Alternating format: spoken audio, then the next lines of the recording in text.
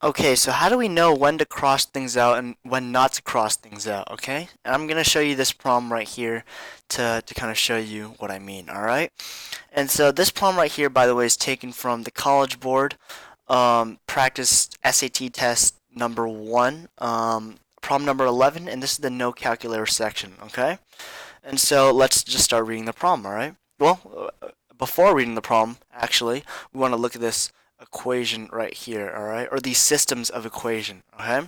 So we have b is equal to 2.35 plus 0.25x, and then we have c is equal to 1.75 plus 0.4x, alright?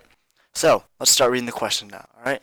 In the equation above, B and C represent the price per pound in dollars of beef and chicken respectively, okay?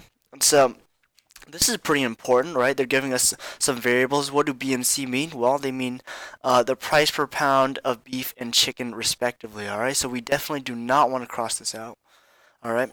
X weeks after July 1st during the last summer, alright?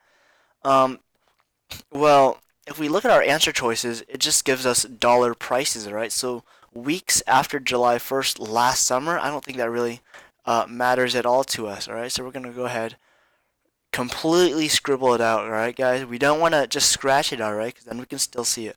We want to completely scribble it out so it is not in existence anymore. What was the price per pound of beef when it was equal to the price per pound of chicken, all right? Well, it's asking us what is the price per pound of beef. All right, so let's actually underline B and C. All right. Oh, not cross it out. Underline. All right. So B and C represent the price of beef and chicken. All right. So we can just cross this out of beef, and we can just say B instead, right? And of chicken, we can just say C because that's what they tell us, right? B is beef.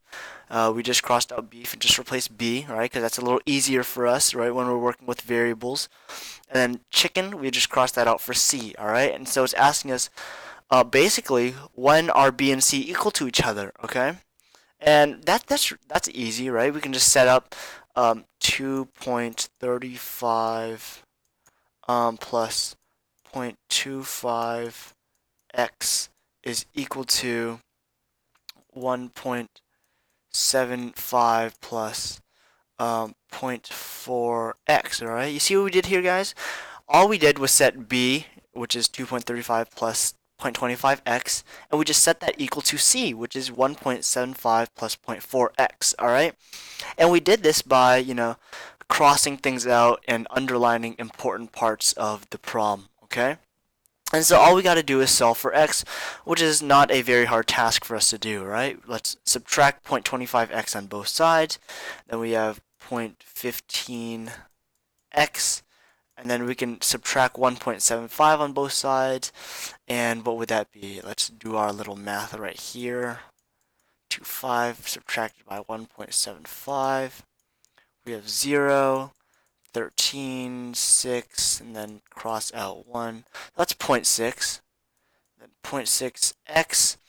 And then, so I don't really like working with decimals, so we're just going to multiply these both by 100.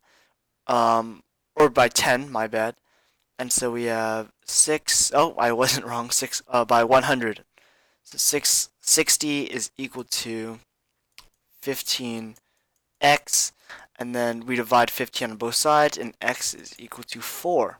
So that means it's telling us 4 weeks out, they will be equal to each other. All right. So you might notice, hey, we don't have 4 as an answer in here. Well, that's because we actually have to plug it back into here. Okay.